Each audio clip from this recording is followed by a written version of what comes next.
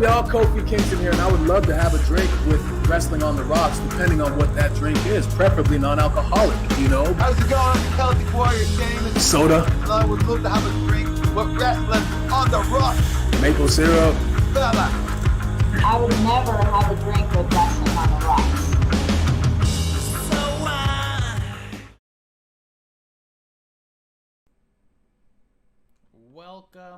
Welcome to episode 1. This is a special buyback edition with everything going on in the state of WWE and perhaps NXT.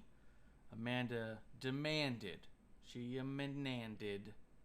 that we sit down, have a drink, commiserate, and speculate, pontificate all of the eights.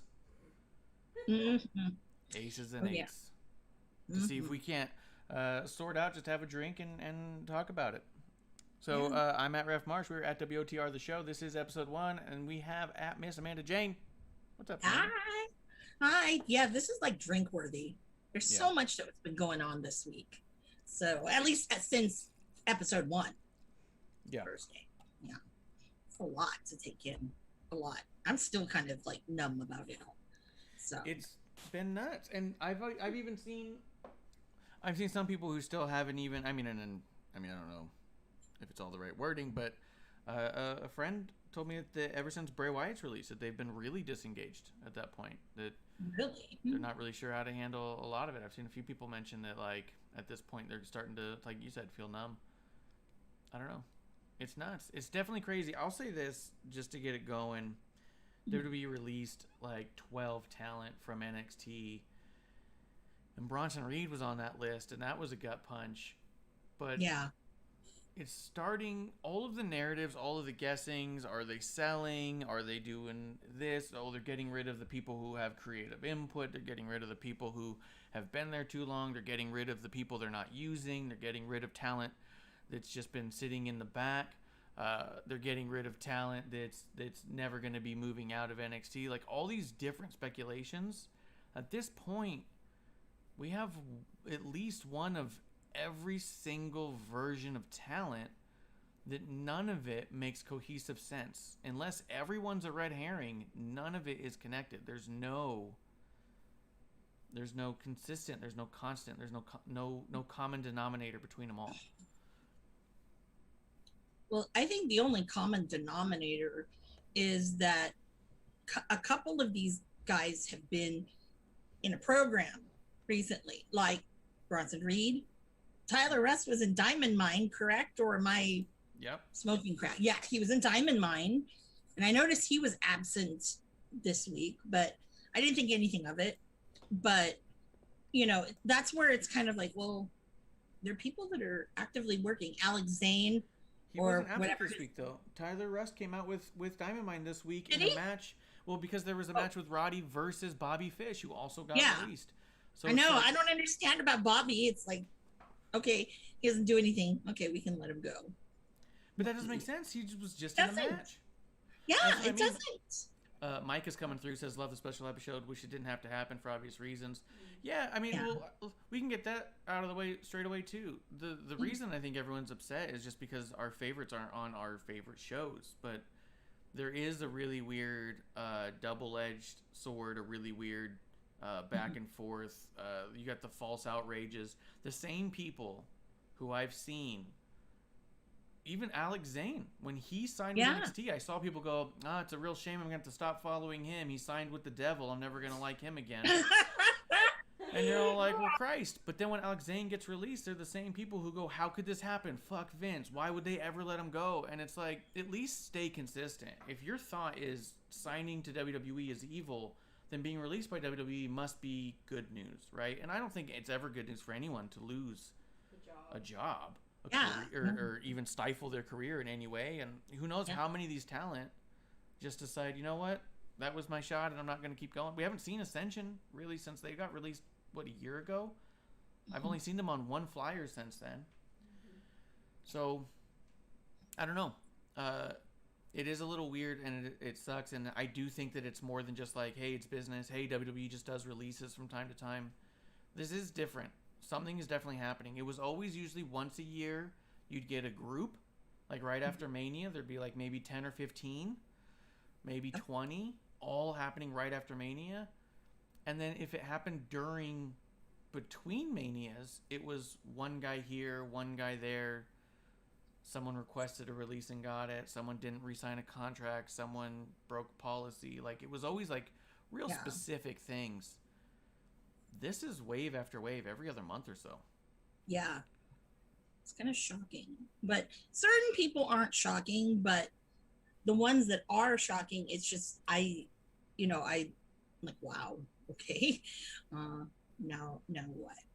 Because who were the 12 or 13 that got released? So Bobby Fish, Let me pull it up. Alex Zane, Tyler Rust. Yeah, I'll pull it up right Reed. now. But Bishop is coming through saying, how you guys holding up? Such disbelief. I mean, I'll tell you, it's just to me more baffling than ever right now, Bishop. It's here we go. We got Bobby Fish, Bronson Reed, Jake Atlas, Ari Sterling. Yeah, Jake. Jake Atlas. Jake Atlas. That one kills me right now. Let me tell you. Yeah. Kona Reeves, Leon Ruff, Stephon Smith, Tyler Rust, Zachariah Smith, Asher Hale, Giant Zanier, Mercedes Martinez, and there was one more that wasn't on that list. It was that guy you were talking about, the college football player, or not football player, but Dava something. Shoot. Dava. I don't see it in front of me. But there was one other guy. He was the guy who came out in like the amateur wrestling gear. Oh, okay. He was good. He was a good looking dude. Let's see. Oh, that's not it. Yeah. And he would look good in the ring too, but he's gone too, yeah.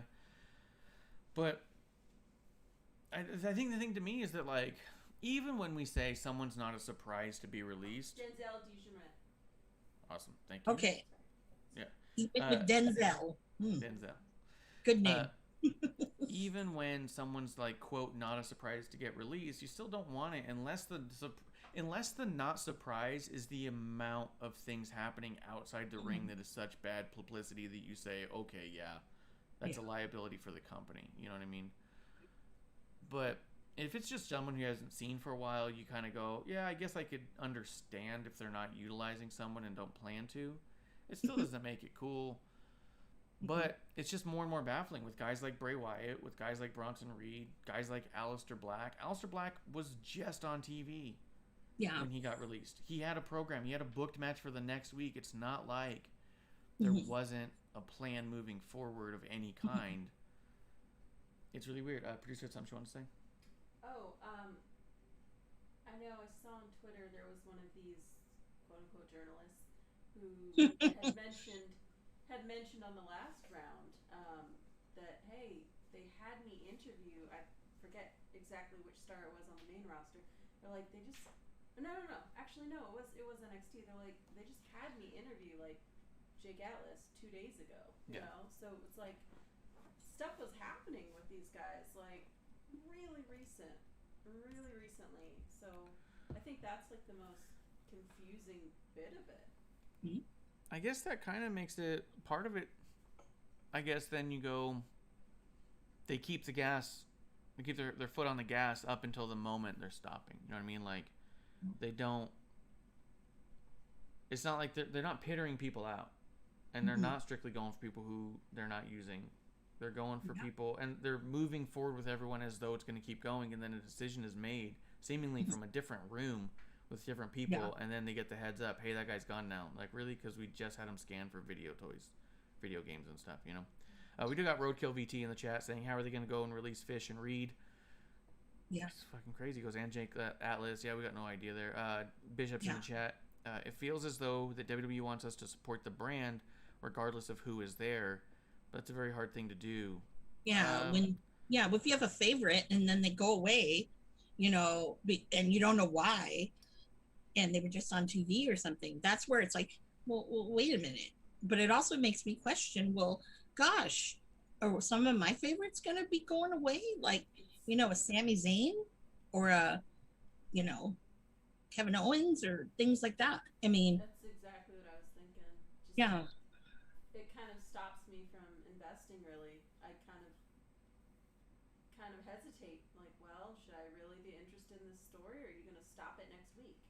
as a viewer. Yeah, I disagree with the narrative that it's a hard thing to do. WWE wouldn't exist if that wasn't already their plan. And there's no company in the world that doesn't want the brand loyalty more so than the sponsor loyalty or their mascot loyalty. You know what I mean? Like, no one stopped going to Domino's because the Noid is gone. AEW doesn't want you to strictly like Kenny Omega, and that's the only reason you watch. They want you to be behind AEW. We know why I watch. Yeah, we know why you watch, but that's not what they want. I mean, if that's Well, what they they're wanted, stupid. they wouldn't have started. They wouldn't have started the "I'm with AEW" hashtag when they started if the idea wasn't that was it's ridiculous. AEW versus. Yeah, You know what I mean? I thought that was ridiculous. Okay, but the point I'm trying to make is that the idea of these products is brand loyalty because you don't know who you're going to have when and when you're not. Mhm. When it was WCW versus WWE on the Monday Night War, it wasn't Stone Cold versus Hulk Hogan in the Monday Night War. It was a brand loyalty thing. Yeah. So I do kind of disagree with the idea of like, hey, that's always been the game plan for WWE and any other company. Because at the same point, I'll tell you right now, we're all victims of it. Victim loosely, because why don't we watch Impact? Yeah. Not loyal to the brand. Who do we hate on the Impact roster? No one. No one. We love a bunch of the guys. How many people have gotten over there and we said, oh my God, I can't believe they got that person. He's incredible. Mhm. And then do we tune in? No. Because we are all brand loyalists. It's just what we do, Yeah. man. ROH, I can attest to that. I do not watch ROH anymore. Mm-hmm. You know, and I mean, people know why, but yeah, I don't even invest myself in it. And even though right now, like, Violence Unlimited is great, but I can't watch it. I just can't sit there and watch it. And also too, they're going back to doing the Matt Taven bullshit. So I'm like, I'm out. Anyway. Yeah. So. Yeah. Let's see. Takes is in the chat saying, did you guys see Swerve's post showing Leon Ruff, Bronson Reed, and Atlas helped make him look 10 times better? Yeah, I saw that. It was really cool. There's been a huge outpouring for all these guys. Yeah. I just, personally, I like, in any brand, I just like consistency. It's some, you know, at least the consistency of, like, what you said, like, we're used to after WrestleMania, you know, like, that's consistent. Like, we know more or less, all right, this is the time. But when it's just any month, any day, any group of people, it just, it doesn't make me feel great as a viewer. Yeah. I feel like I'm being the dick here. I'm gonna call bullshit again because if we all felt that way, we wouldn't watch because of injuries.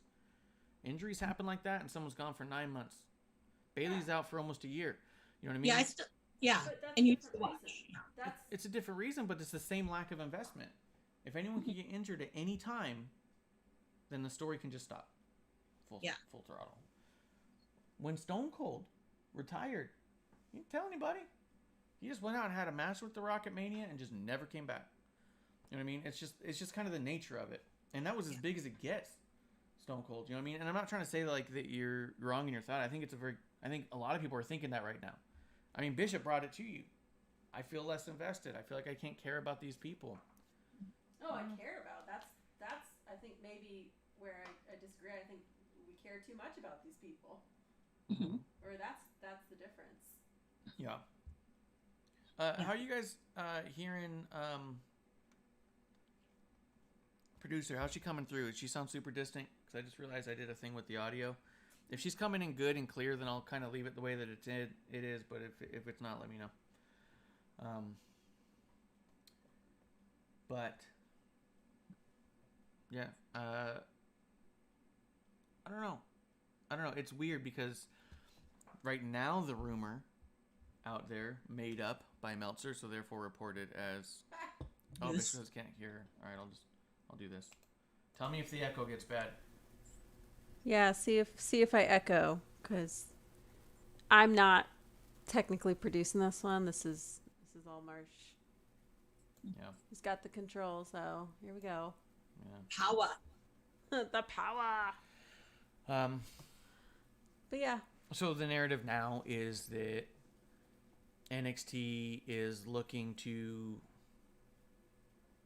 I mean, I guess we'll just talk about the rumor, and then we'll talk about what you were thinking, Amanda, because you said you had a few ideas you wanted to hash out. Yeah. I want to get to that. But let's at least talk about the things that the internet's talking about right now. The idea is that there is a belief that NXT will revert back to a true developmental and no longer be a brand the same way that it has been a brand on USA. That quote, they don't want anyone under 6 foot or over 30 or some shit like that. Yeah, I saw that too. I mean, but that's already bullshit. Because that already negates half the people they let go of the other day. One of the guys on there has been wrestling for like 15 years, so he didn't start in his 30s. Maybe it was close to 20. Let me pull that list up again. He was in incredible shape. He was healing an injury and was ready to come back. Where is it? Asher Hale. Awesome guy, awesome performer. He's been this has been his dream for a long time. He's been working towards it. He's a big guy. He's tall, he's ripped, he's young. He's been doing it forever. It doesn't fit the narrative. Bronson Reed, not a small guy. If that was at all true, then I think you'd have a real tough time explaining most of the roster that's still there. That's not to say that any of them should go, but look at Gargano and look at Adam Cole. Look at that. Those were brought up too. They were brought up as like. Yeah. Well, no, but in the there's I don't know if you saw, but one of the things I want to talk about is there were a lot of people bitching about the decline of NXT and how shitty it is now. And it's really interesting because all of the comments are very polarized. Yeah. And it got into it's Gargano and his, that all of that is stupid, and people don't understand why he's still there. Adam Cole, hey, he got offered $1 million. Probably not, because honestly, I don't think Adam Cole's done anything when he's been with WWE that will warrant that kind of paycheck. But maybe we don't know. But prove me wrong. Prove me wrong. Prove me wrong. Prove me wrong. And then all of a sudden, then that's the other thing too, is if NXT goes poof, is NXT UK gonna go poof? I try not to think about that. I really. Well, I know it's hard. I really try, because I'm like one of the few consistent viewers. Yeah. You're like, forget it, I'm not watching anymore. No, but I was thinking about that because at the next takeover, you have Ilya and Walter. Yep. So, Walter, obviously, big dude, right? Ilya, no, not so much. But, what he does is just incredible. But it just makes me think of, are you really downside? Or what is it? So that's where I'm like, not only just confused, but then there's also a lot of mixed signals, too, that are being sent. There are. Example. I'll say this about NXT UK is NXT UK still is operating like a actual developmental, and it's not operating like a third brand on a network. It's still on exclusively to Peacock, to the WWE network concept. It's still a place where they go to feed and train talent from the UK to get them to America. NXT proper is just not doing that. I think NXT UK is actually more closer to what NXT was. It's closer to where it started, and closer to the vision that may potentially be what they're trying to do. It's just hard to say. Let me see real quick. Mike is in the chat. He says, "In my opinion, I understand doing cuts once a year, but this is now the 4th mass cutting since April. So something is up. Derek and I calculated 89 releases since 2020, which is so much in 1 year. Are you including referees and such like that too? Because I saw Denise Salcedo put out a list of everyone that she could find that had been released, and Lance Storm counted it up, and it was 55, even though, like, Sean Ross Sapp retweeted and said, this is over 100 people, and then Lance is like, it's 55. But Sean Ross Sapp doesn't know how to add. He does not count. But either way, I'm hearing a lot of different numbers. Is all I'm saying. It's a lot. It's It just is. a lot. If you look at the last 2 years, I mean, you're looking at triple digit numbers. If you're looking at, But I'd they say still actually have- even pre-pandemic, a little pre-pandemic, But they still have over 250 signed wrestlers now. yeah. So if you cut 100 and you still have 250, like, it's a fucking lot, man. Like, they're also dealing with numbers that we don't deal with normally. Yeah. You know what I mean? Like, a third of the roster is pretty significant, but if you think about it, if only a fourth of your roster is actually on TV regularly, then is that third and all that meaningful? Excuse me. Sorry. Yeah. And I mean, it's to me, it's a big sign that there is something big happening, and none of us have any idea what it is. And we're all grasping at straws and trying to guess and trying to figure it out. I think the interesting conversation is has NXT been a success or a failure, and what is its intention to be? And that whole thing with the decline. Let's circle back to that. The decline of NXT. I don't think that it's a decline. I think what people are neglecting in that conversation is it's just what is different about NXT? It stopped being special. Is it worse? Not really. It's just not special. Because what made it special was that it had a 45-minute show once a week on the network that none of you assholes watched. And they had 4 takeovers a year. And that was the only show you watched. So you only saw Gargano 4 times a year in 4 matches, and you thought, holy shit, this is crazy. But when you have them once a week, every other week in a 30-minute match, it's not special anymore. And I do see that similarity now that you said that with NXT UK, because no one is watching it except when there's a huge match like Walter and Dragunov, or like Maiko, and And a lot of people aren't even tuning in for those. they'll watch the match, but they're not tuning into the show itself. So in that sense, I agree. It is very much like how the old NXT was. Yeah. Maybe that's why I love it. I don't know. Yeah, because it's still special and it's short, and so you're getting teases of people. Now we're getting oversaturated. We have 2 hours on network TV to try and get through it. And what is their goal? Are they there to develop, or are they there to build a sustainable brand? Yeah. Well, one of the things that I've noticed is that a lot of people are like, "Oh, the NXT of old." I'm like, "Well, what the hell are you calling the NXT of old?" So, obviously, the whole Undisputed Era run, when Joe was still there, Owens and Zayn, those times that people, I think, are alluding to that. But I'm like, but even then, a lot of you guys weren't even watching it then either, I don't think. Nope. They only saw the takeovers, the pay-per-views. They weren't watching the weeklies. No. And I think that, for what they've done, I think, a pretty fantastic job. Now, are there people that are on the main roster now that came through that system? Are there some who you're like, why are they even still there? Honestly, I've thought that Ricochet would have been on that list. I mean, they don't really use him, and they do, but they don't, but not, he shows up, but he's not like involved in a story proper. Yeah.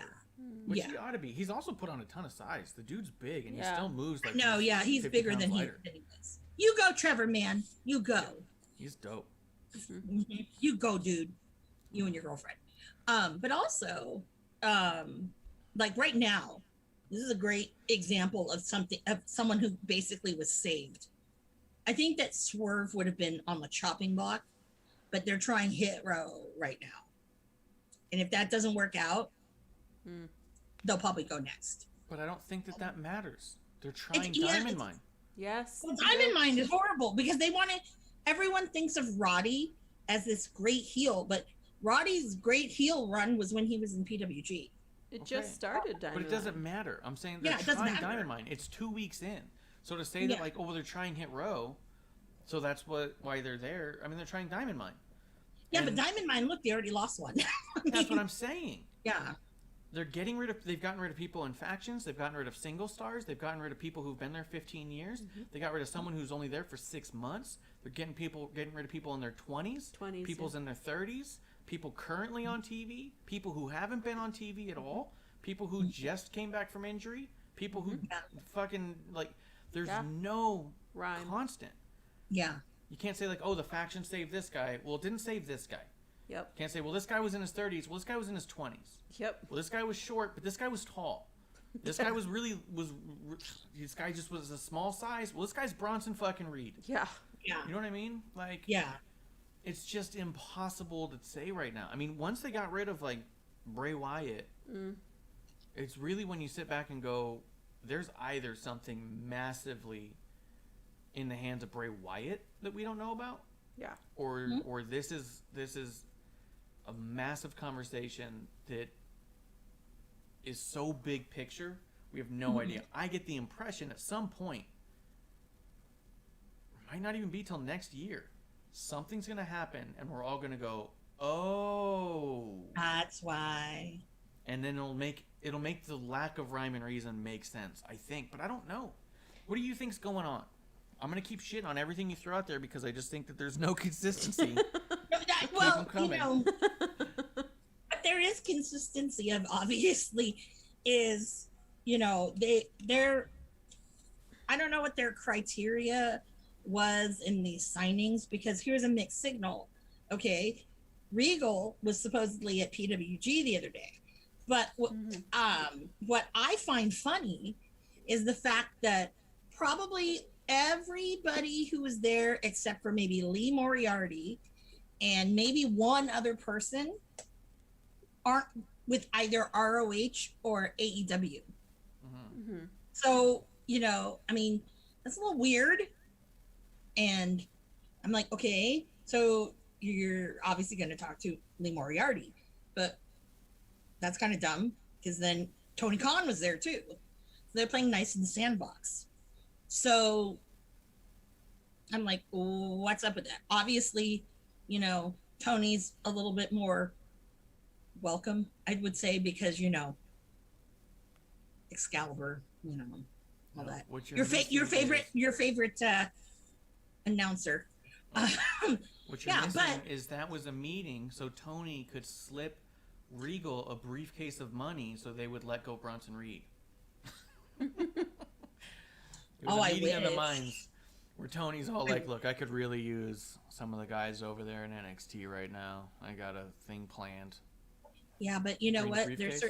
There's people that he has that are great that aren't wrestling that much.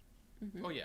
Yeah. No, they've already got a bloated thing there. We're looking at his the ass. roster already bloated, but they're also using a lot of unsigned talent. So you've signed a ton of talent and you're not putting them on TV, and you're using unsigned talent on top of that. So they're like dipping their hands in both pots there. Bishop has a question though. He says, for you guys, what would be a reason that would make you feel okay? And I think it's like I know what you're trying to say. Yeah. And I'm going to disagree with the question. The idea isn't what makes us feel okay. Do we really feel bad that these guys lost their jobs? Yes. Yeah. Does it ultimately... Like, I mean, I don't know what you mean by feel okay. Do I feel, like, betrayed? No. Like, I mean, it wasn't my contract. You know what I mean? Like, I don't know that there's something in that concept. But I would say the thing that would make me feel less on edge, I suppose, about it is the idea of not that it's okay that all these releases happened, but if something happened that was a big thing that you go, oh, that's why they had to release so many people, that was also definitively why they're not going to need to be releasing a shitload of people moving forward and they're back to schedule. I have a feeling in a year or two they're going to be back to the like once a year thing. Hey, if we're not going to use them, let's let them go. Yeah. And I also don't think that it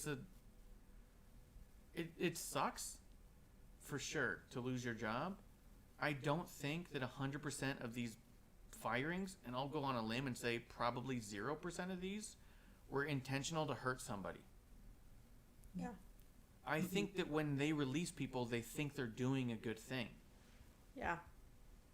Either on their behalf or Yes. Yeah, or so. Yeah. You know what I mean? Like, we're releasing someone. I think they release people outside of the contract confines because they think they're releasing them into a positive wild. which there are more competitors today, right? Yes. Like, Absolutely. We can't use you, but someone else can. Yeah. Is it fair to you that we pay you this amount to do nothing or to do something that we can't agree on?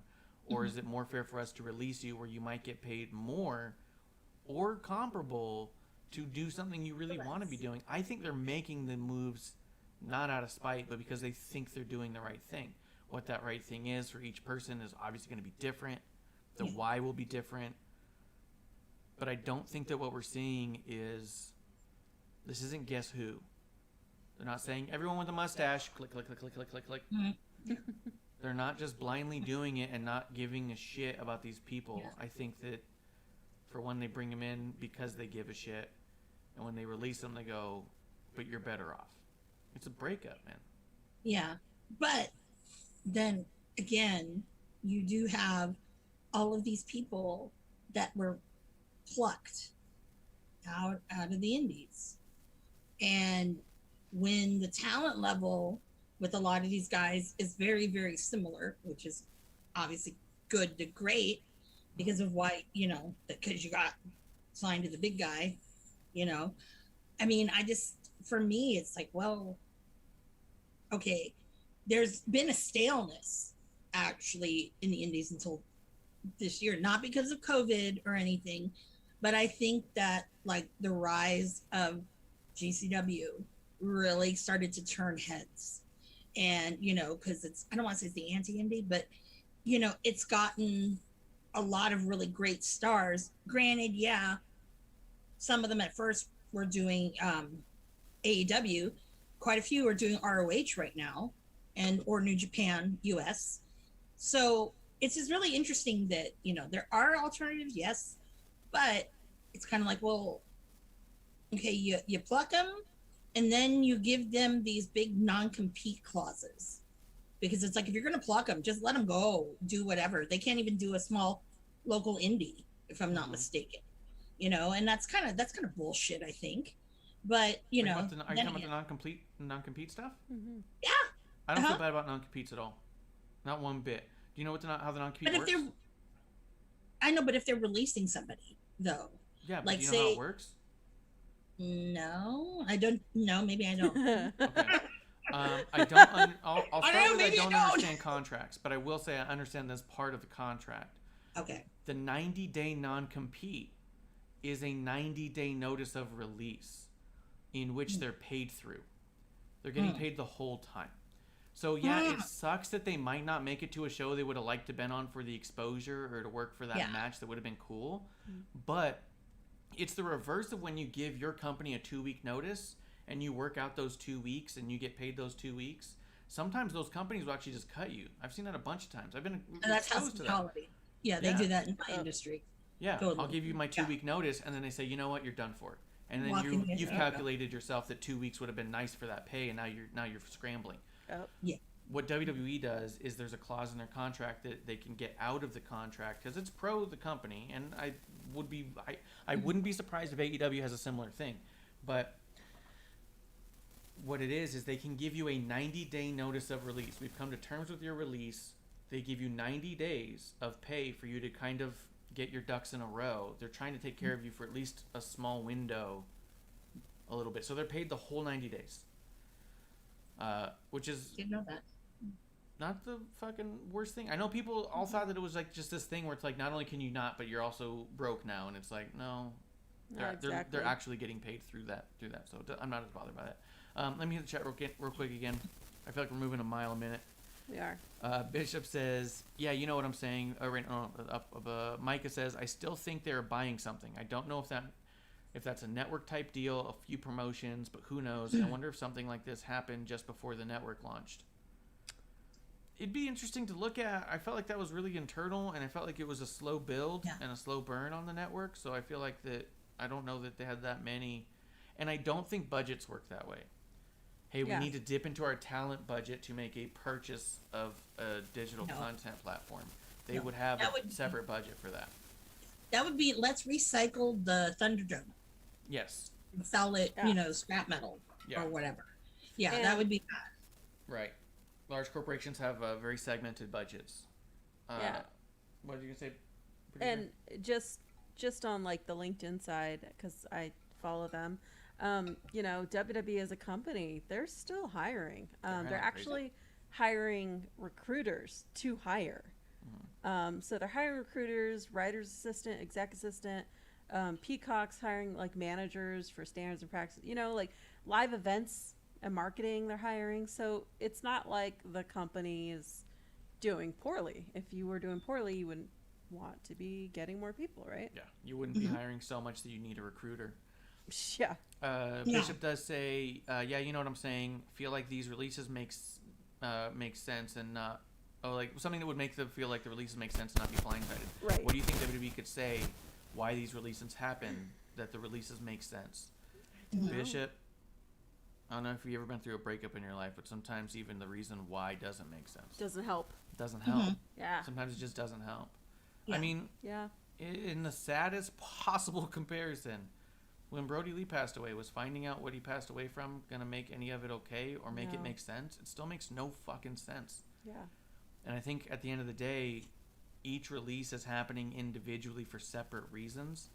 I think the idea of the number of releases at one time is peculiar and maybe tied to a singular person saying you need to find, maybe they're saying you need to find 12 to go, right? But I think when they pick those 12, those are individual reasons, and sometimes the reason why is not enough to make sense. I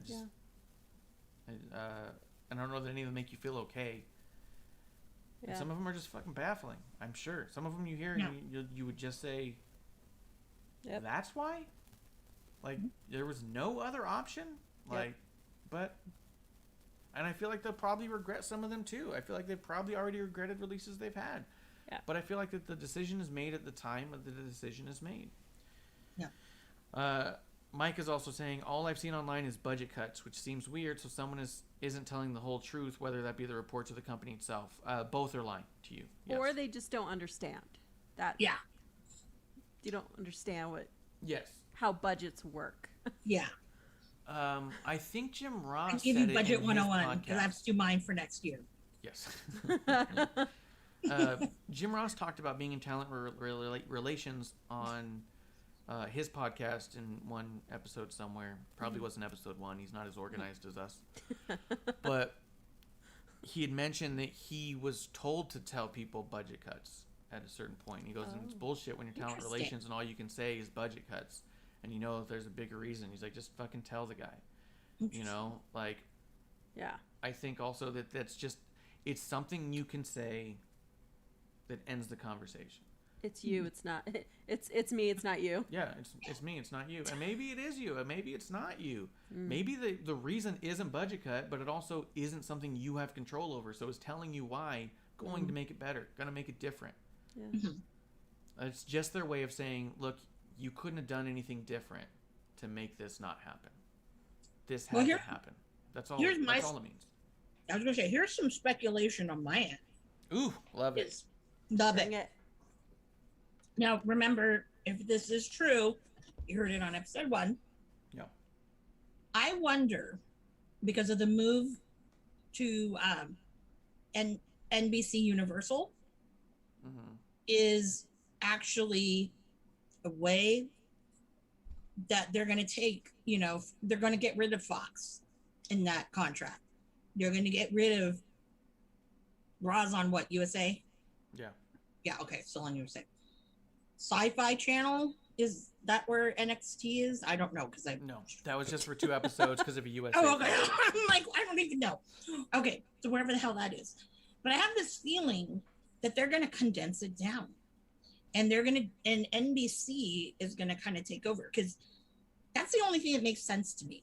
That and a theme park, God damn it. But anyways, I really think that it's possible that NBC is going to do this takeover. They'll be the permanent home of the WWE. I think so. And I also see that a lot of these people because remember, Bronson Reed did a match at main event, right? Yeah, against Karrion Kross. Yeah, against Karrion Kross. Well, maybe, that was their litmus test. I mean, who knows? Like, what's the reaction of, like, when you're putting them in front of a normal fan? Because I'm sure there's a lot of people who don't watch NXT, who are WWE diehards or fans, or the casual viewer. And I think that could be part of it, because as much as, like Leon Ruff, I totally loved. He was a little engine that could, and I loved that. Yeah. Mm-hmm. But it's not gonna, when you move it over, the normal, WWE fan, they're like, so. Yeah. Yeah. We talked about that too once he lost the title. I remember us talking about it and saying, I don't know how much more we can see Leon Ruff, because it's kind of spoiled his gimmick. He was one of the best enhancement talents they had. They used him in a story that made him so popular that it's, unless you're trying to build only heels, they can't use him to build a baby face that's going to be strong. Like, he got over so much with the fans. I remember us thinking, like, he's going to probably have to reset and relook, and, like, how do you move forward with him if he was kind of a gag, Yeah. I know it's a tough one, because I think also, okay, let's look at Tyler Russ. Maybe this is a bad example, but he did the thing with Thatcher for a little bit. Then I guess went away, and then now he's in the diamond mine, and probably they're like, this guy's just kind of Joe Average. There's nothing special about him. So and they're probably thinking, well, I don't know what we saw, so yeah, maybe he'll be better going back where he came from, and it sucks, but I mean, that's kind of the reality of it. But it's also, again, super speculation, because we just don't know. They have other Joe Averages, you know what I mean? But there's some people. Bronson Reed is no fucking Joe Average. No, he's not. No, he's like Vince's like kind of guy. He's big. Yeah. He's special. He's very special. And he's great on the mic. He's great on the mic. Yeah. Relatable. How many of the big guys are good on the mic? Not very many of them. Yep. Yeah. Yeah. Let's go. Micah does say the Fox deal is giving WWE so much exposure, though. Wrestling being on basic cable makes it the only truly accessible product in the States, which is true. It's also their most viewed show, which isn't a coincidence. And it's also their show with the least accurate ratings, as in they only can record a portion of them.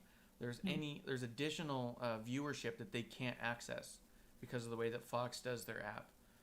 But so it's not only the most viewed, it's also the one that's probably more viewed than we realized, more so than the other ones. And I agree with that too. I even know in my own family, I know people who will watch SmackDown just because it's the one that they have, and they won't watch anything else. They don't look for anything else. They just like it, and they'll text me being like, I was watching SmackDown. You're like, awesome. Like, it is the easiest one for them. So I do think that I agree with that completely. I don't know why you'd want to move away from Fox. You'd almost want to move everything to Fox. Yeah. But also think of this way. Fox, I think it's still the number 4 of the big networks. It's still number 4. And why do that when you can go to, like, pretty much, I would say NBC's number 1. When you can go to that. Isn't NBC also basic cable? So if you did move everything to NBC proper, wouldn't that be just as much exposure as Fox? They're you don't have to have cable to watch NBC. That's what I mean. It's like, Yeah. you just get it. It's public. Yeah. So if they did move to NBC everything, then you might get all shows way more accessible. Maybe that's what a lot of that stuff is too, right? So if they go to Fox and say, look we moved SmackDown to Fox, it's the most accessible thing, and it's literally the most viewed. How do we get everything on basic cable? Yeah. And maybe NBC is the way you do it. You make a big deal with NBC Peacock. Maybe that's why it was billions, because they weren't just looking for a catalog. They're looking for the future. And that also, too, if everything was on NBC, SmackDown's moved around before. But also, when you look at, there's some other, things to consider, too. on the Universal side, a lot of the movies that they have that are, pretty, good movies have some, heavy hitting WWE people. Rock. I mean, just for starters, and since obviously a lot of these guys like Cena, he's doing movies that, there's something else there too. Because WWE films, no offense, we didn't need the Marine 17, But the Condemned Miz, you were great, but no, thank you. And for me, I just am kind of like, well, maybe that's also their way too of revamping that horrible WWE films thing they have. I mean, that could be a possibility. I have not looked on Peacock to see if any of those movies are on Peacock. I'd be interested to know. But I'm gonna say I don't think they are, because they weren't on the network, right? Was Walking Tall one of the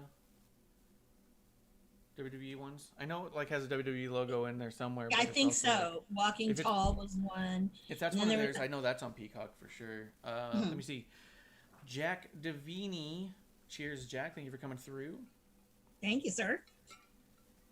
He said, would it be good for WWE to get Vince Russo on for some heat just for one show? I don't think so. I don't know where it would fit, where it would matter, where it would seem relevant. Bringing back old talent is not the same as bringing back an old writer. Unless someone is a diehard who's been watching SmackDown, the idea of Vince showing up, it would be a real fucking hard to explain that to people who only started watching in the past 20 years. Like, you'd have to be watching a long fucking time. Yeah. I think AEW could do it and get away with it because most of their show is nostalgia, callback, and parody anyways. Yeah.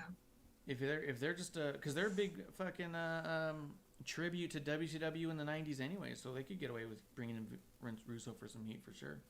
I don't think WWE's product lends to that right now. It's one thing to bring back Cena.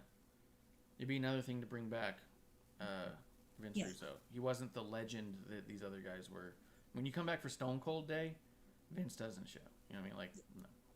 So Cena's a unicorn. God damn it!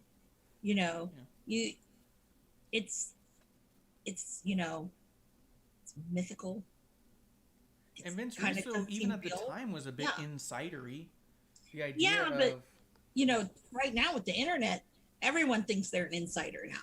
Yeah, I hate that. Well, I don't mean that. I mean, like, the people who knew who Vince Russo was when he went to WCW and became the champion and came out. It was this whole, like, he's a writer. He was a writer in WWE. Like, he was backstage. Like, it was... Yeah. It took some explaining, is all I'm saying. Yeah, because no one really knows who writes what in WWE anymore. Yeah, and most of Vince Russo's TV time was in TNA. Yeah. A little bit in WCW. I don't think it's placed in WWE for that. Jack says, didn't Bischoff make a return to WWE and had camera time? Yeah, it was like 10 years ago. And it was like not that long after WCW had closed, and Eric Bischoff was a major on-screen talent.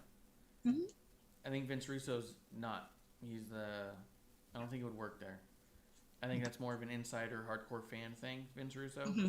That's why I think he'd work better on AEW. But as we're talking about the state of NXT and stuff, what are you? So is that kind of what you were thinking about it in general? That you think that there's going to be a huge move to NBC Universal? That's what I think. That's my call. I did think about that, and I mean, it's a possibility, but again, we just have no idea.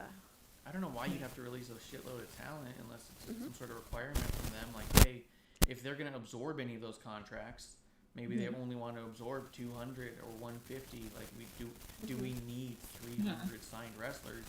They could be having to get to a point where they're lean enough to where NBC Universal can absorb the talent contracts as well, making WWE an even more profitable company.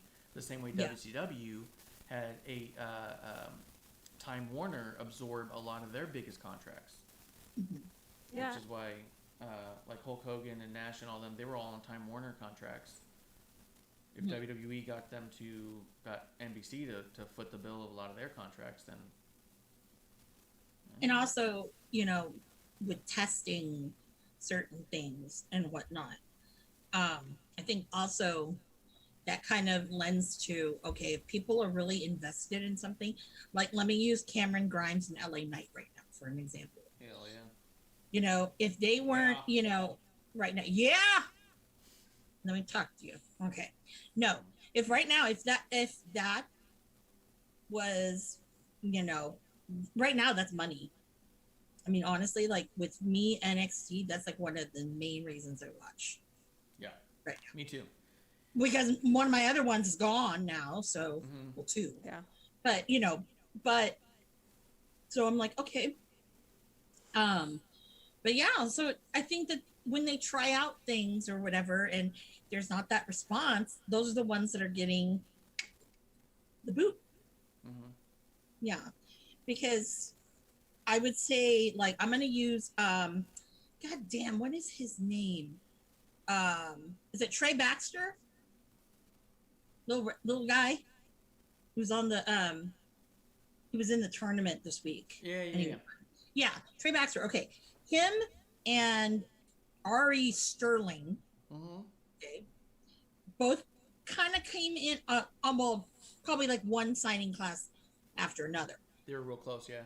Yeah, both guys, you know, with GCW, you know, were phenomenal.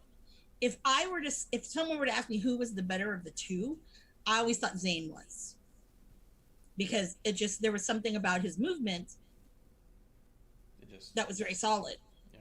And also with Trey Baxter, to be fair, too, he's only been doing it for maybe 2.5 years. But look at how, like, his 2.5 years, you're like, what the fuck? You know, like, it's amazing. Yeah. So I don't know, like, I don't know if they're just kind of like, okay, well, we tried this guy out. Audience doesn't care, really. Didn't really have any, you know, kind of story or a reason why people should watch him. So I get that, you know. But at the same time, when people are, like, beloved, and, you know, you're like, well, where are they? Why didn't they keep them? That's a big thing, because I have a feeling in my gut that with Karrion Kross, Scarlett's not going to be put with him. I have a feeling. Well, she hasn't been, yes, but I have a feeling definitely that if the next, not going to. I'd say in the next round of releases, I bet you she's on there. I mean, it is peculiar she's not a part of it, but she's so marketable. You know what I mean? That's the other thing. You have Karrion and Scarlett together, and you give them their full entrance, and it's money. Yeah. The graphics, the paintings, the fan art, the T-shirts, the toys. You buy Karrion Kross, you're gonna have to buy the Scarlett. You know what I mean? Like, you buy one toy, you need both. You can make a battle pack of both of them, and it's gonna sell because now I get both of them. Like, it just seems like you gotta do it. But not only that, but you know, you get almost like, I always think of their entrance as, man, that's like mini WrestleMania entrance, you know? Oh, yeah. It's big, there's production. Okay, yeah, there's no pyro, so what? You don't need pyro for everything. No. You know? But I do think that one of the things that came up with my friends was when we first saw Kross's entrance on NXT, we thought, can you imagine how they'll do this up for a Mania? Like, they're gonna make this bigger. You know what I mean? Yeah. Like, how fucking crazy. But oh yeah. Let me hit the chat real quick because it's relevant. Micah says, of the big four, NBC, ABC, CBS, and Fox, it goes in terms of viewers watched. This is according to Deadline.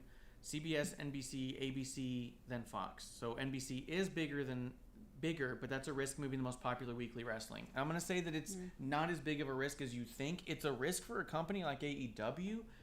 WWE's moved channels a lot. Raw was not on USA the whole time. SmackDown's moved from UPN. It was on Spike TV, I think, for a little while. It's been on USA. It's on Fox. They fucking move around.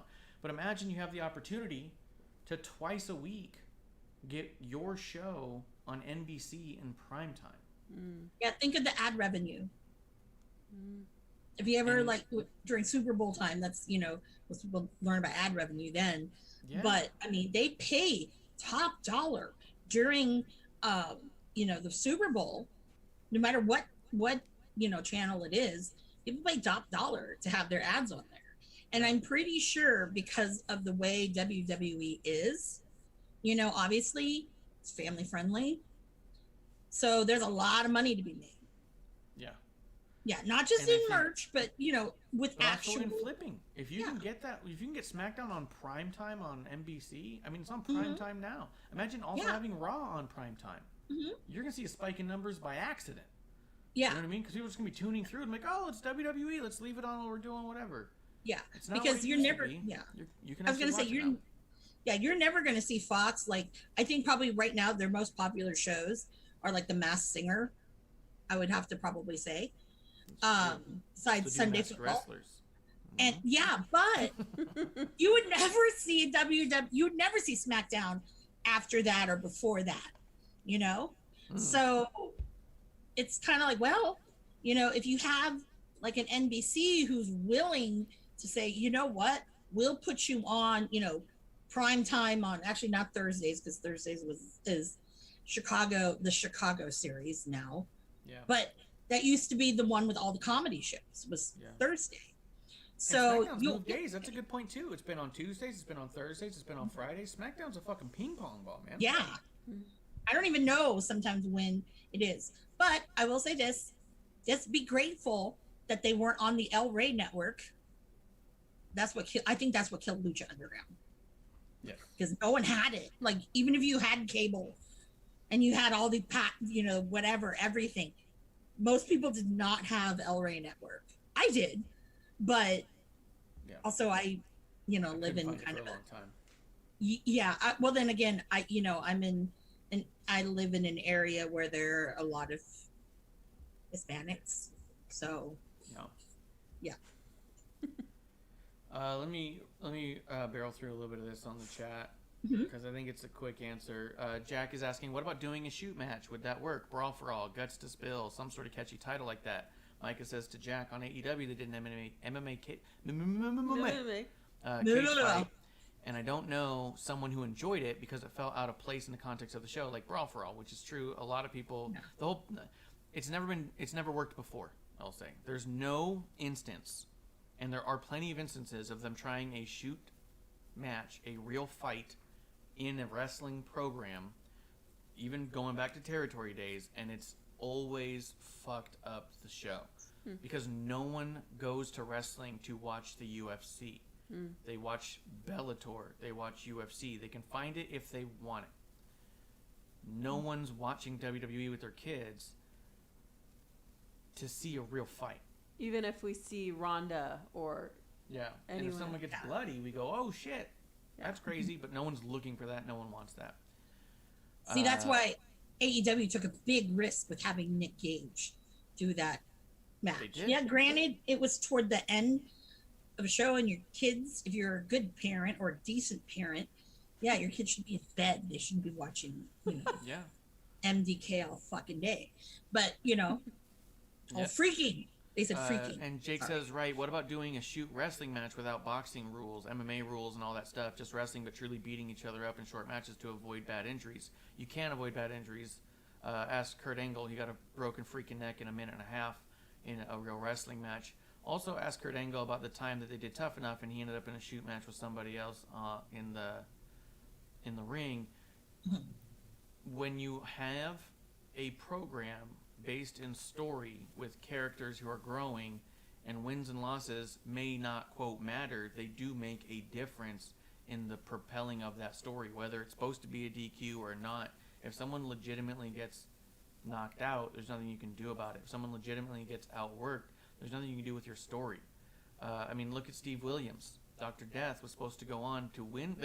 They put him in Brawl for All so he would win it, hoping he would just be that fucking tough. And he gets knocked out. Not only did he get knocked out, he got knocked out because he like tore a quad and like broke a leg in that fucking boxing match, and it fucking ruined his career. He was done for. He came in because he was going to be in a program with Steve Austin, but since you don't know what's going to happen in a real fucking fight, especially with people who aren't trained to really fucking fight, you'd have to actually bring in a whole crew of people to do MMA. It's a mess and it doesn't work, and I think, with all due respect, it's a terrible idea. Bishop does say, in the streaming era with cord cutting, I could see WWE gearing towards their weekly going to broadcast channels and pay-per-view streaming. I think the idea is to get them on cable anyways because cable broadcasts. A lot of people still have cable. They use the channels and the broadcast streaming apps, but you log in with your cable provider to get those. Yeah. Even so, we use Hulu Live to do what? Watch basic cable. Yep. So I think that I think still you want to get on basic cable because basic cable is your login to all of your broadcast channels. And he goes, I do believe they did Masked Wrestler in Europe. All right. Hope Tyler Bate was on it. Carter the Rebel coming through. What's going on? Hey, man, we're just drinking, commiserating, speculating, Yep. pontificating, scrapulating, justificating, Wishing for a theme park. gesticulating. What? I'm a rhymer. You're not. We're You're not a rhymer. we're drinking over all these releases and speculating on what's going on with the company. And Because you know that what? Dunkin', What's in your glass? This one's coffee. The other one's whiskey. But Oh, okay. the idea is that with all these releases, with everything that's happening, everyone's speculating, going all wild. So we thought, hey, why not open up the dive bar of the IWC, bullshit with our friends, and have a drink and say, God damn, what's going on over there, man? Yeah. You know what I mean? Just for this topic alone. Just for this. Yeah. It's a big topic. I mean, It's jarring. and especially because, we just saw a lot of these people wrestle, Yes. and Oh, Mike Yeah. is saying real quick about the work, shoot, fight thing. He said the only time it worked was Inoki versus Muhammad Ali, which was close to 50 years ago, and two of the literal greatest people to do what they do of all time. So- exactly. Exactly. Said it right there. Mhm. Although, I'll give Shaq some props, okay? He took the bump. Okay. No, that was something else. Bravo, dude. Bravo. All Will right, that make well, buy like insurance or Icy Hot or Papa John's? in that No. case, shout out to Bad Bunny, Yeah, Bad Bunny. Yeah, No. again. There's another one right there. Yeah. I don't know. Oh, Kuro's in Yeah. chat. Yeah, Kuro says also getting release clauses wrong. If you're talking about the 90-day release thing, that didn't come from me. That came from Jim Cornette was talking about it. I think Renee talked about it. I've heard it from people who had their own contracts. The only reason why I understand it. The idea of them being paid through their 90-day release. Yeah, because Renee actually mentioned recently that she'll be able to. Yeah. She's on Yeah. she had a year long. Yeah. Which Wow, is that's insane, wow. Yeah. I that's mean, about- yeah, getting paid for a year is not. Well, that's good Nothing. timing for her to have a baby. Yeah. Oh, Yeah. he's saying Bravo. 30-day versus 90-day. I don't care about the time frame. I'm just talking about what the release time is. But yeah, so and it seems to vary with people. And was it famously Aleister Black stayed on his 30-day when he got to WWE, but potentially an error and all that stuff. But Here's a question. regardless, they're getting You're paid talk- for either 30 or 90, depending on what it is.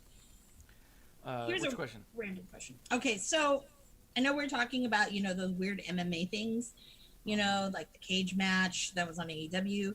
If I'm not mistaken, AEW hasn't done a cinematic match since Revolution, right? Yeah. that Or sounds am I right. lying? That sounds right. I don't know. I can't think of one. The last one was that Sting Yeah, one. And then Yeah. they had the Matt Hardy one, but Yeah. With Sammy Guevara? Oh, that was great. yeah. Nothing.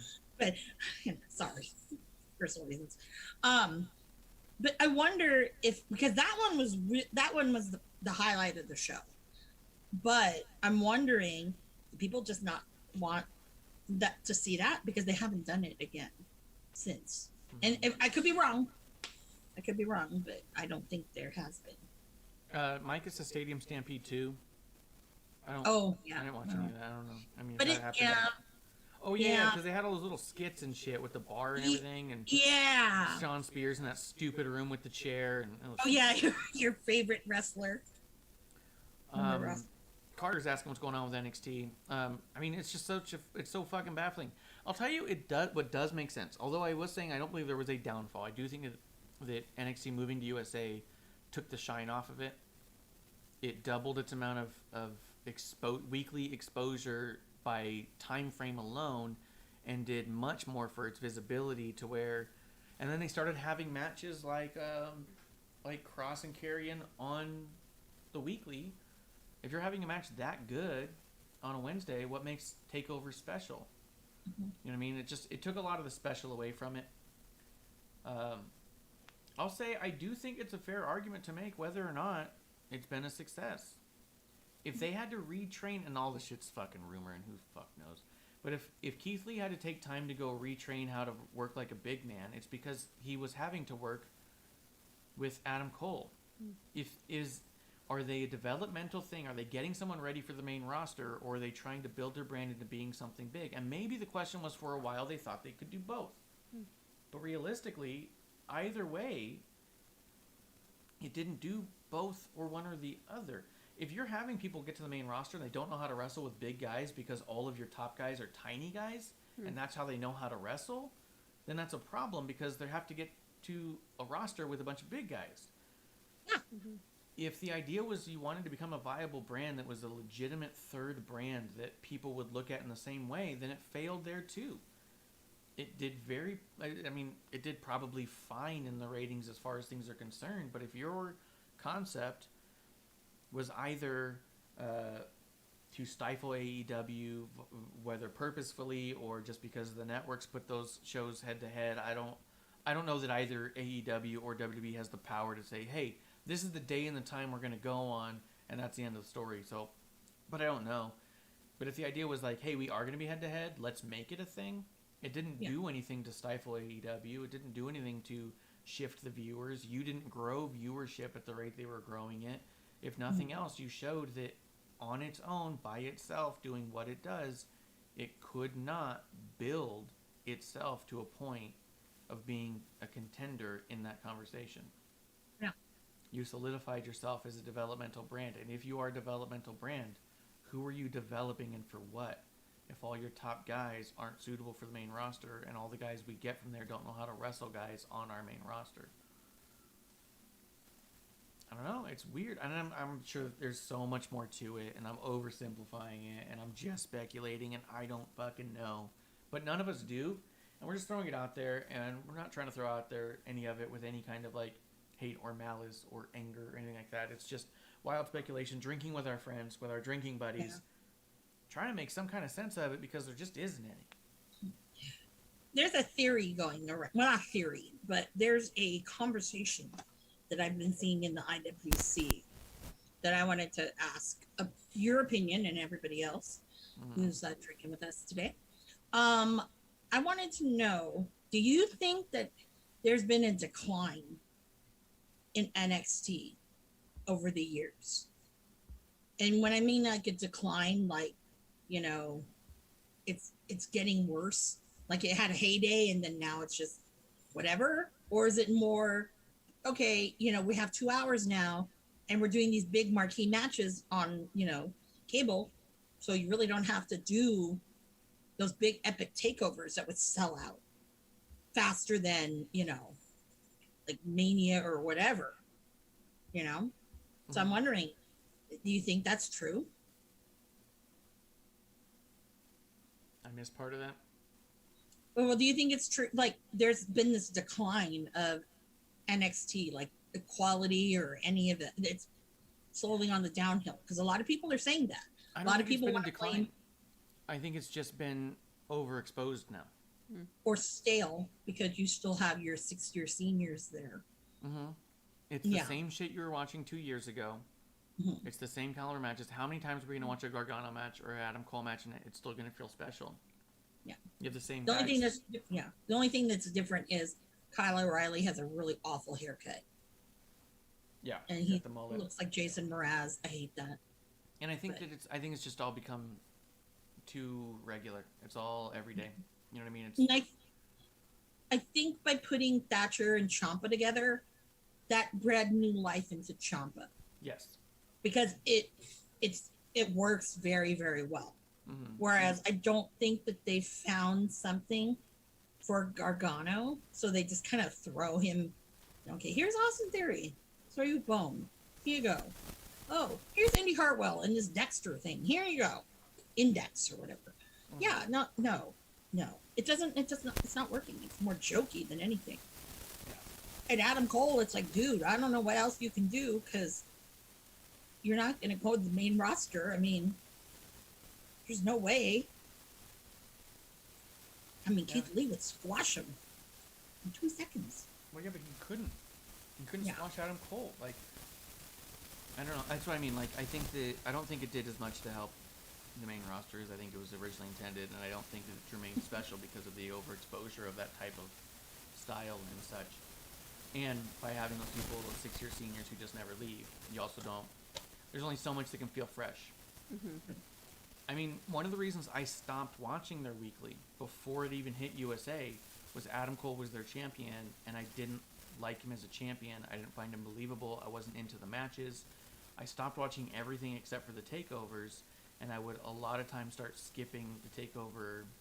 I mean, I wouldn't always skip the main event, but I was usually drinking and paying a lot less attention because it just didn't matter to me. It's another Adam Cole match, and I felt like seeing even the ones I saw on the network, I was like, these are all the same match over and over again, just with a different person in it. So for me, it lost a lot there, and the fact that he's stayed in their main event scene consistently since then, it doesn't make it feel special to me. It means that everybody's capped at going up to Adam Cole and then falling away and going somewhere else, and so it's like, I don't. There's no real big fervor there for me. So, and that's not to say that Adam Cole isn't, a fan favorite in a lot of ways. A lot of people love him, though. I don't know why. Yeah, maybe roughly 600,000 tops, because that's all they can pull in viewers. You know what I mean? Like, if he was as huge and as big and as popular as everyone thought, people would be tuning in. People would be telling your friends, you have to see this guy. I don't think it happens on the level people think. I think the people who love him fucking love him unconditionally.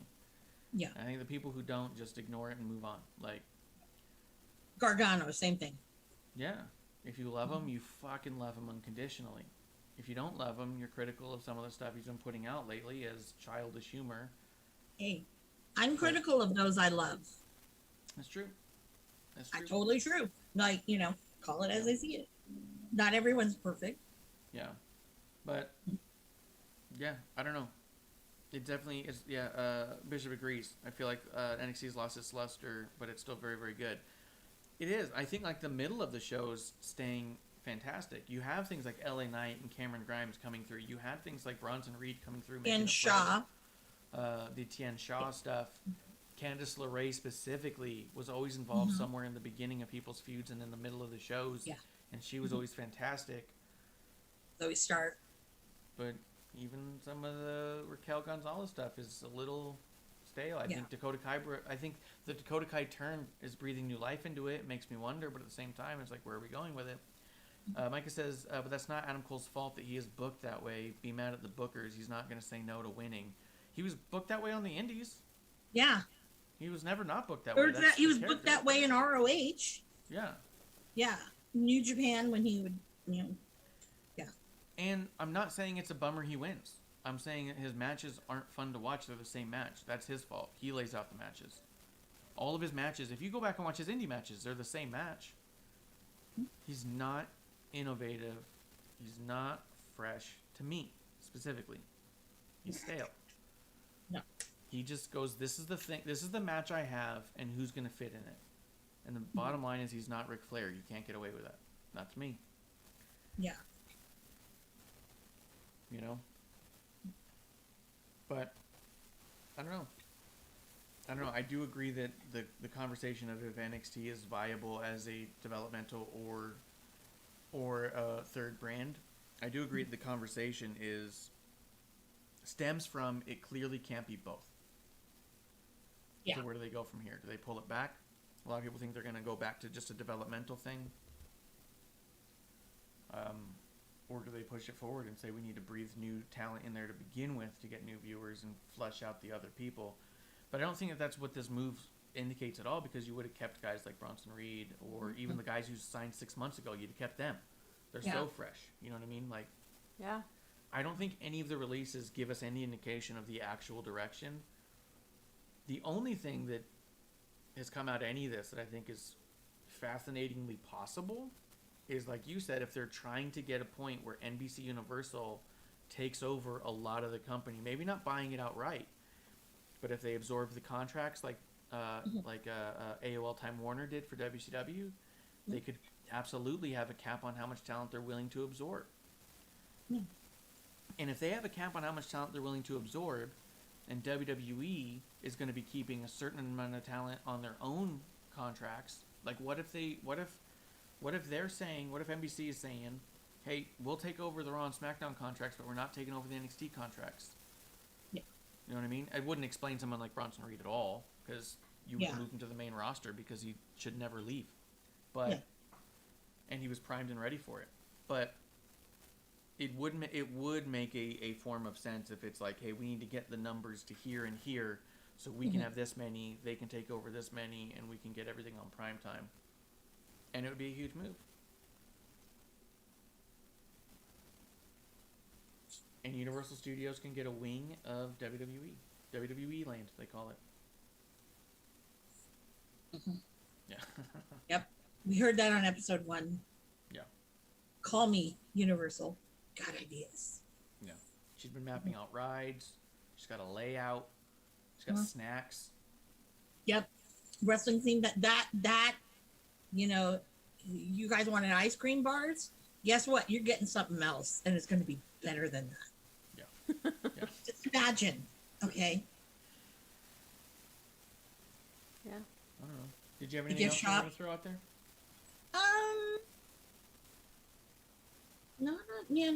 Not on this, but one of the releases that for me it's kind of a personal thing, and I kind of feel like, okay, it kind of did happen, was with Jake Atlas. Yeah. One of the biggest fears I had about him going to WWE from the indies was, damn it, you're going to make him Darren Young 2.0. Okay. And, it in its own way, right? And they kind of did, especially this last year with Pride. Now he's gone. So I'm kind of like, man, that kind of happened. Like, I didn't want, because I know that was his dream. That's a lot of people's dream. Yeah. But, he was offered money. I know this. He was offered money, and he chose, the dream, which is, hey, anyone would want to do that. But it's kind of sad now because then that's gone. And then, of course, when you look at it, you're like, well, he did that episode of Undercover Boss that Stephanie McMahon was on. And you're like, well, But it's like, okay, it's like almost like a kick in the gut. And so sitting here like, I know Jake is a superstar regardless of whatever. Yeah. I'm sure people are banging on the door like, come over here. Please don't go to ROH. Anything but ROH, please. Please. We go to Impact. I'll watch Impact. Not ROH. Tell them to go to MLW. Any more reasons to watch MLW? Yes. Yeah. MLW. If he does AEW, they just need to make sure that, you got to utilize your fucking roster. There's a lot of really good people who are sitting out. Yeah. Yeah. Yeah. So, which I don't know why, but if I knew, I'd tell you, but I have no idea. Except we get the same matches over and over again, like Mox and Kingston are beating the shit out of whatever, and then Eddie looks like an idiot, because he's a puss now. But then, on Twitter, because he was at AAW in Chicago last night, that's the Eddie Kingston that should be on damn TV, not this fucking pussy version of him. Yeah. But, did not, I don't know where that came from. Yeah. But, yeah, I just, it's just. Yeah, that one sucked. I saw that too, because I felt like he was so close so many times of getting to another level, and he just was always cut short.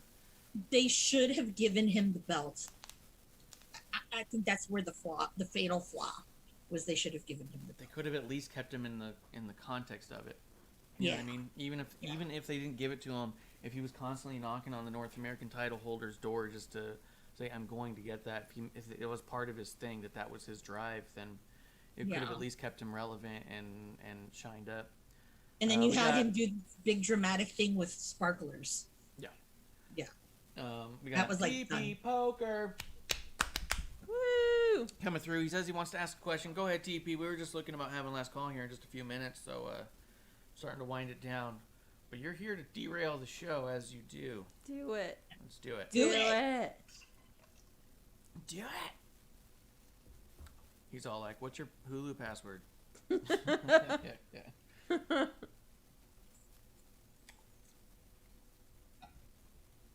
But yeah, so far as Apparently Hulu's editing stuff, so yeah, they edited out the main event of Dynamite. That was fucking wild. Yeah. I was like, that's why I choice. illegally stream.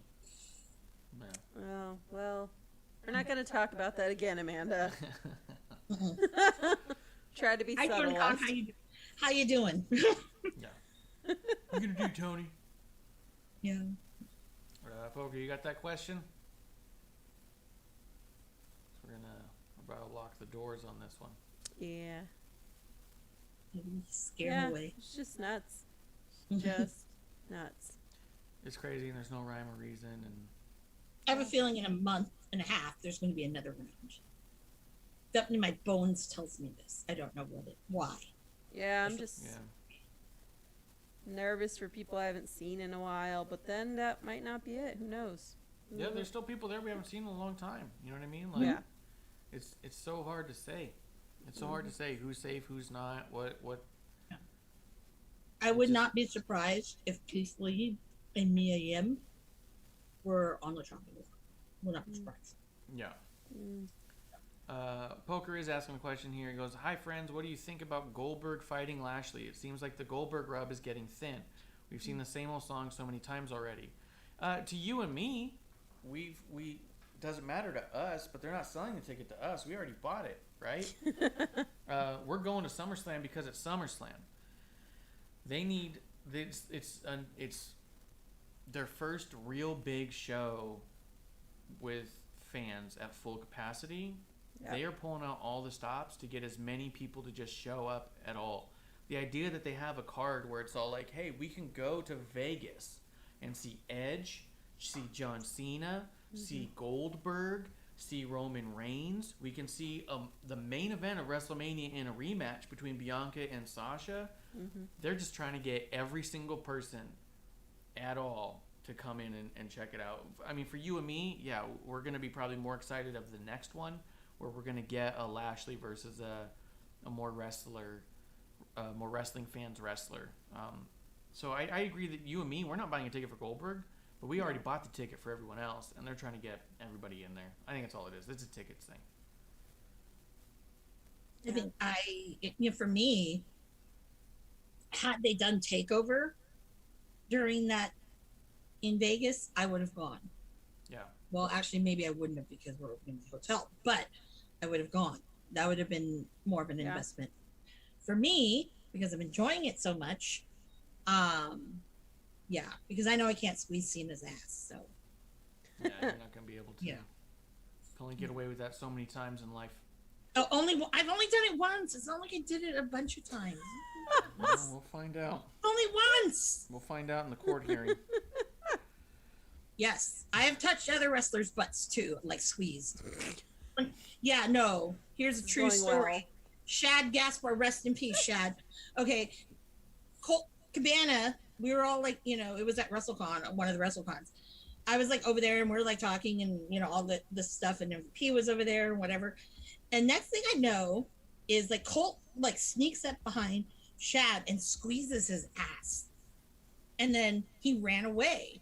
And then Shad looks at me because I'm the only one that was standing there. And I go, that was not me. And he's like, it's okay. And I'm like, no, because if it were me, I'd use both hands. And because I said, that's a lot of ass. And then he just like, I can't handle you, girl. Yeah. So, Yeah. I sense no lies Yep. in any Yeah. part of that story or your feelings. Yep. Yeah. Mm-hmm. I could write a book. My The butts of weird wrestling. wrestling stories. Yeah.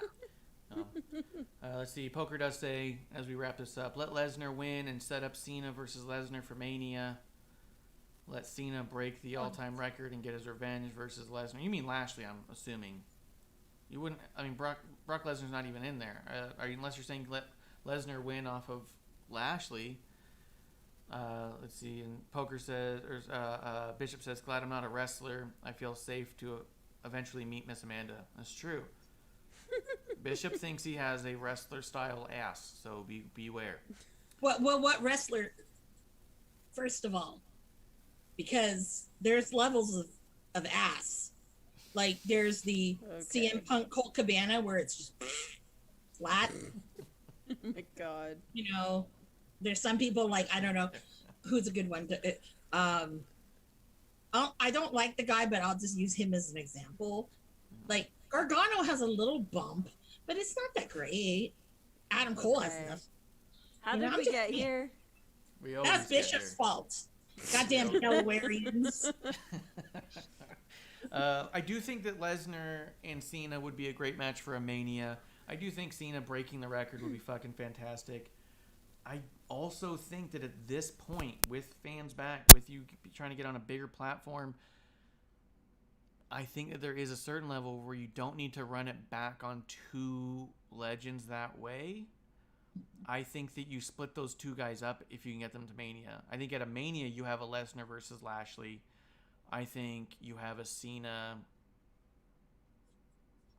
maybe even against a Drew McIntyre or something. Like, I think you figure out something to try and elevate other talent as well, even if they lose, to put them in that thing. I think you get them away from each other to get two good headline matches as opposed to one.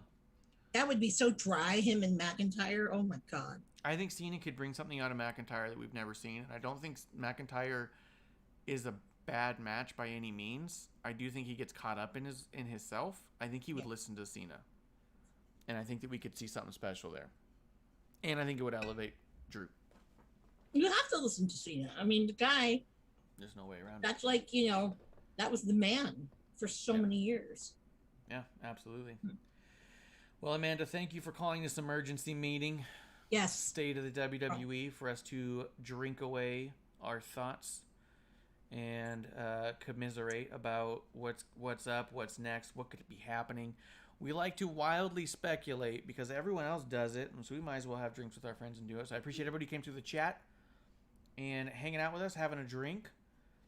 I think this was a good idea. I liked it. So we'll definitely do more as more tragedy befalls.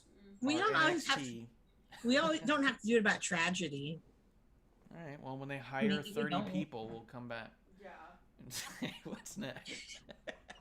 Yeah. Well, that, or we can talk about, okay, Tony Big Khan's news. putting in yet another show, so Amanda has to watch like 13 hours of wrestling with one program, Yeah, for sure. and I have to see, like, I don't know who's one that wrestles all the time. I have to see, like, that faction that's like Cesar Bononi and JD Drake and Ziggler Light. Yeah. Yeah, I know. I don't want to The see New Job that. Squad. The New Job Squad. I don't want to see that. No. I do want to thank New Wave Coffee, Flow State Coffee. If you go to newwave.co, NOOWAVE.co, and use promo code CHEERS, you can get yourself 10% off some badass coffee. It's got L-theanine with raw cacao. The owner and operator is an indie wrestler trained by Lance Storm, so he is one of us, guys. And believe me when I say he's one of us, because he keeps asking when we're going to figure out a way to get him on our show so we can talk wrestling. And we're just trying to figure out the right time and place. But it is definitely something that will happen. He's definitely one of us. So support him, support us. Go to newwave.co, NOOWAVE.co, and use promo code CHEERS. And I want to thank all of our drinking buddies to come through. Bishop, Poker, who else was in here? Fabtina, thank you. Micah, Kuro, Carter, the Rebel.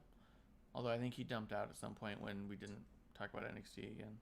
But I apologize. Check us out on podcast. And Jack for coming through, guys. Really appreciate it. Is there anything I'm missing here?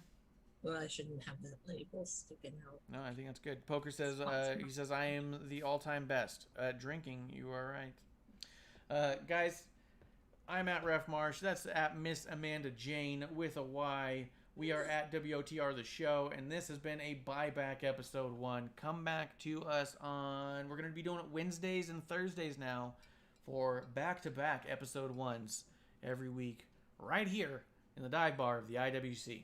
Woo! That's the last call, guys.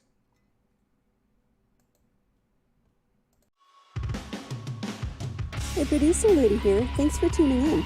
Continue to support us or buy us a drink by following and putting the I in subscribe on Twitch. Or subscribe and review our podcast on Apple Podcasts or wherever you listen to us. Cheers! I would never have a drink with wrestling on the rocks.